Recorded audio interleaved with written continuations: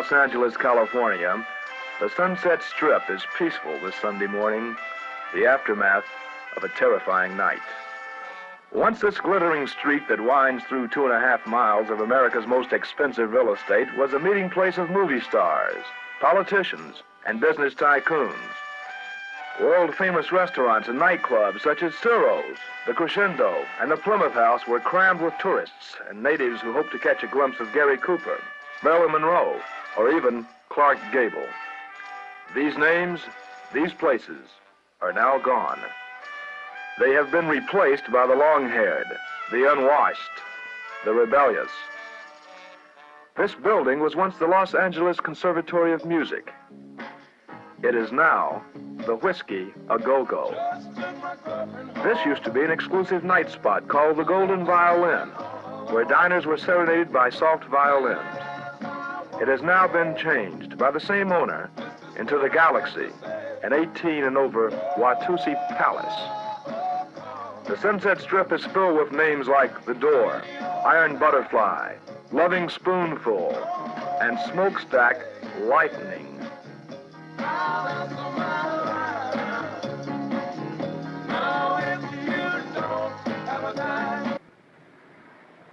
Here, our camera pauses on this.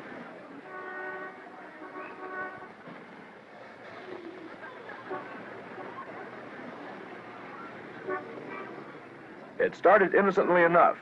Teenagers met, necking in public, oblivious to their surroundings.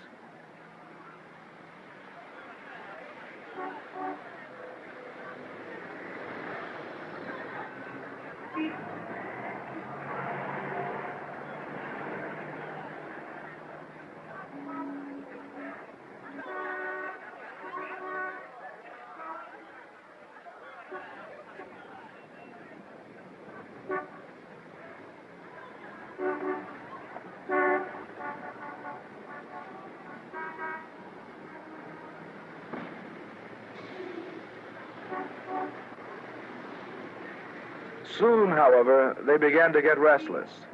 The 10 o'clock curfew was approaching. They did not want to go home. After all, it was Saturday night. What did it matter if they were only 13?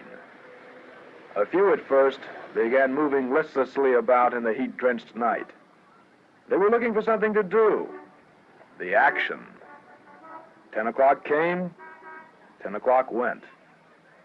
The Los Angeles Police Department began to enforce the curfew, picking up the most obvious offenders. In protest, the marches began, and the attention they received from newsmen and bystanders spurred them on. Soon the police department gave up trying to enforce the curfew. The crowds were getting too big. Orders went out to avoid, at any cost, aggressive action. Before the night was out, they would learn how great that cost would be.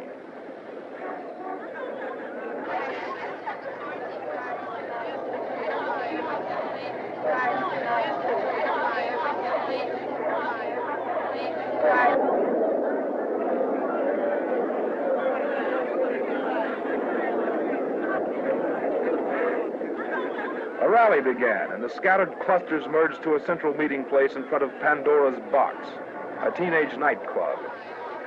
Protesters over the 10 o'clock curfew, Vietnam, the racial issue, fanned the flames of the already excited listeners. The mob became more and more agitated. Traffic began to slow down on the strip as people began to clog the street. Finally, it stopped altogether. Then, it happened. The first shove, the first fist thrown. It would matter little for the next 5 hours who was responsible. As a last resort, the mayor asked the Los Angeles County Sheriff's Department to aid the police in quelling the riot. They moved in quickly, using tear gas and billy clubs to push back and break up the mob. 155 members of the Los Angeles PD were used. In addition, 79 sheriff's deputies were called in to help. Cost of the operation to the Los Angeles taxpayers, $257,000. Damage and personal property destroyed, $1,338,000. More than 8% of those arrested were under 21. 3/4 of those were less than 16. Parents protested vigorously about alleged police brutality. Most of these stated that their children were innocent bystanders and should not have been arrested. Some parents bitterly denied that their children were even there, even after the police had awakened them in the middle of the night to notify them that their children were in police custody. 5 hours later, official statements were issued. The riot was now, finally, under control. There would be no more problems of this nature on the Sunset Strip. Things would be different. But tonight, except for the absence of violence, nothing has changed.